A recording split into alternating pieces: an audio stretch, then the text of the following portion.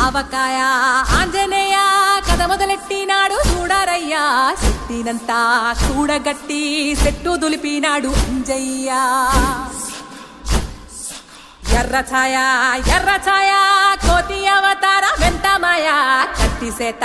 పట్టకుండా కాయ కోసినాడు కపిలయ్యా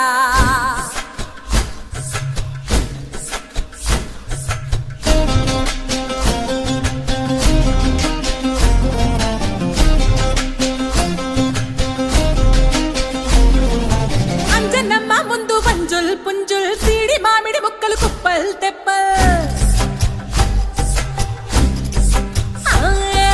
అంజనమ్మ ముందు వంజుల్ పుంజుల్ సీడి మామిడి ముక్కలు కుప్పల్ తెప్పల్ టెంకలోని జీడి వంకలెన్నున్నా పులిగోరు పళ్ళతో పరపర తీశాడు రో అంజనాద్రి